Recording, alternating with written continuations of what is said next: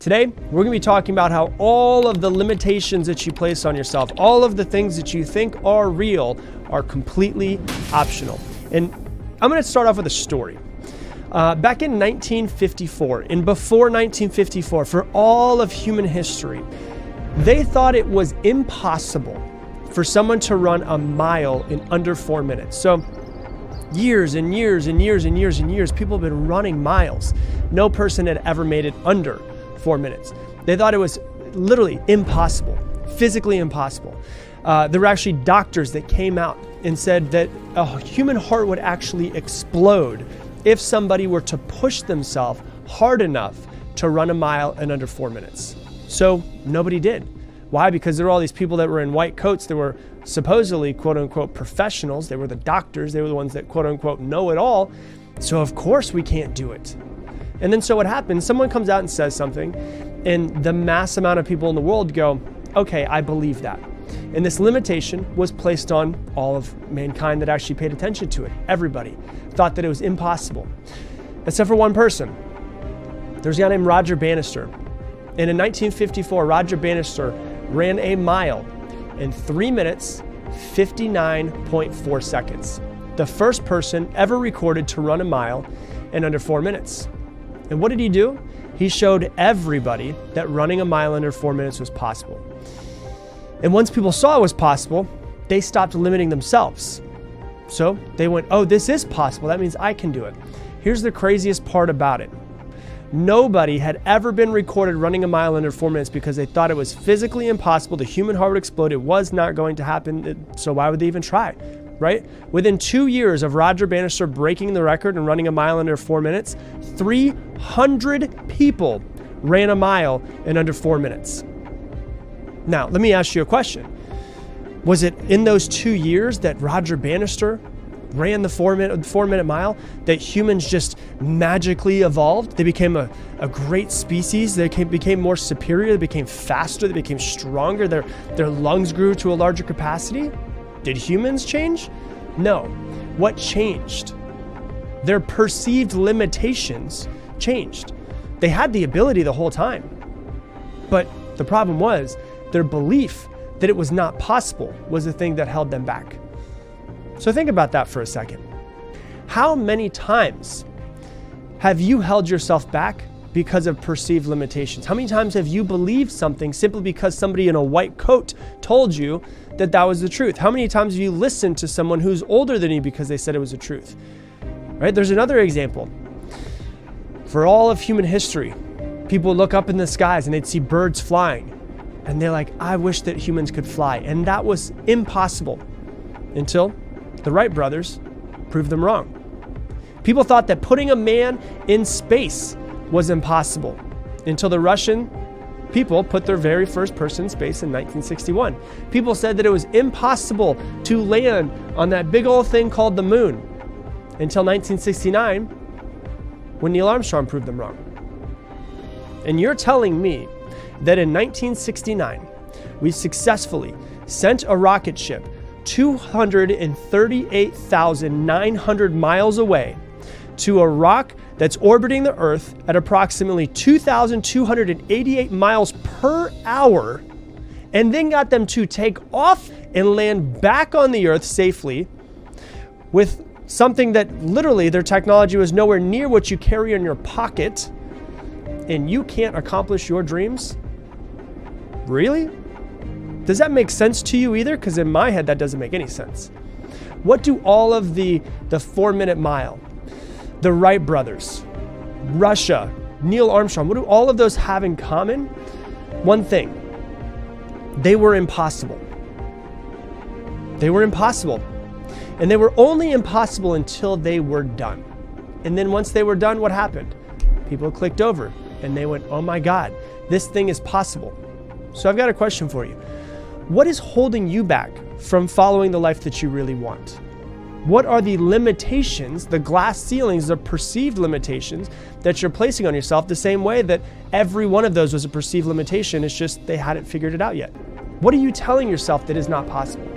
What limits are you placing on yourself that are completely false? What is the false narrative, the conversation that you're having in your head, that you're telling yourself all day long as to why you can't create the business that you want to, as to why you can't be a successful artist?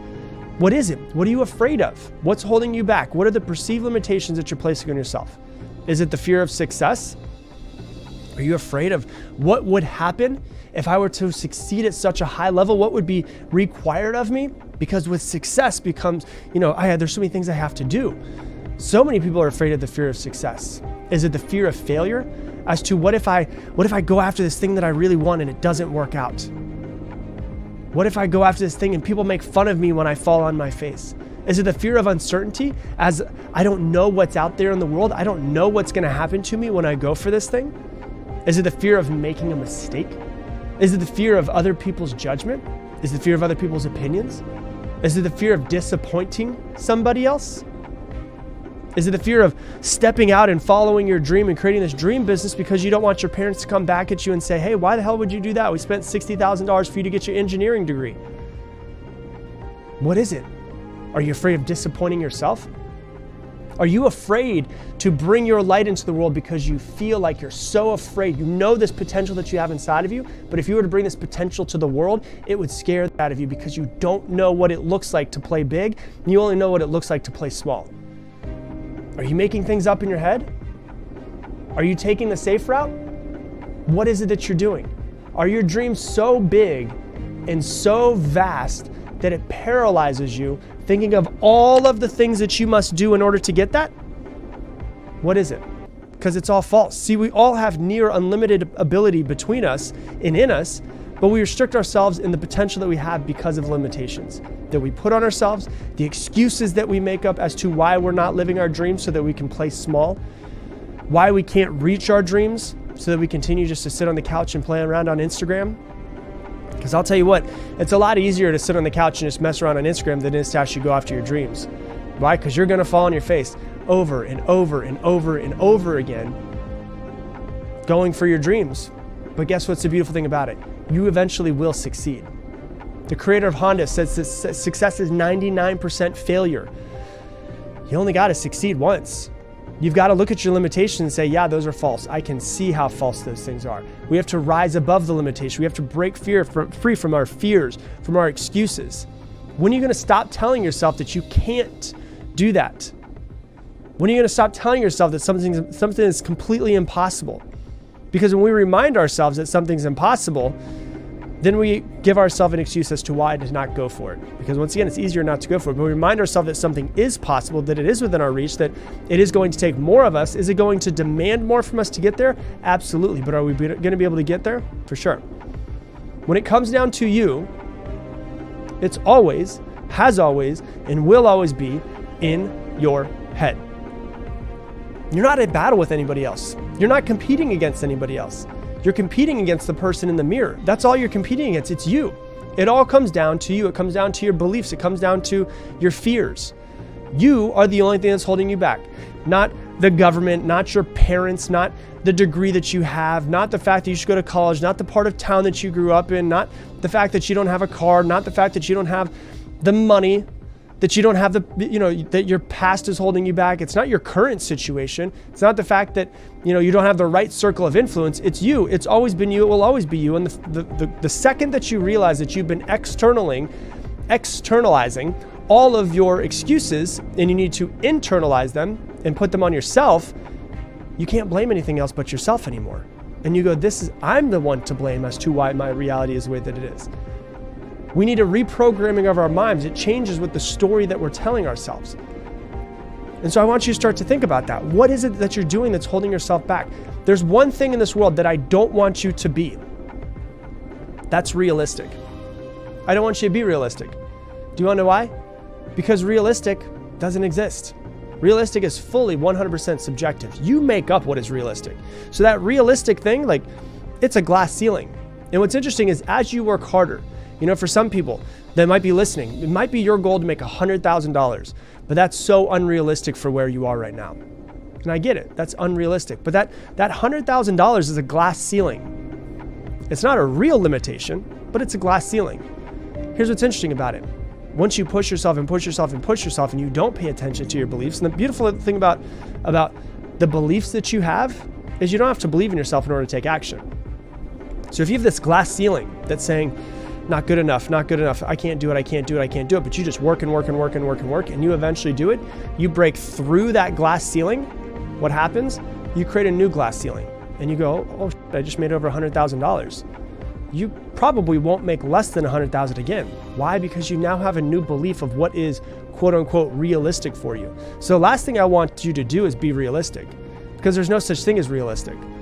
A 4-minute mile once wasn't realistic. Going to the moon wasn't realistic. All of those things weren't realistic. You know, if you were to go back 200 years and be like, one day people are gonna land on that thing up in the sky. People 200 years ago would be like, that's the most ridiculous thing I've ever heard. Why?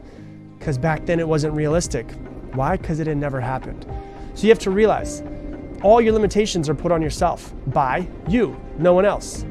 So you can either look at your limitations or you can look at your opportunities. But the choice is yours.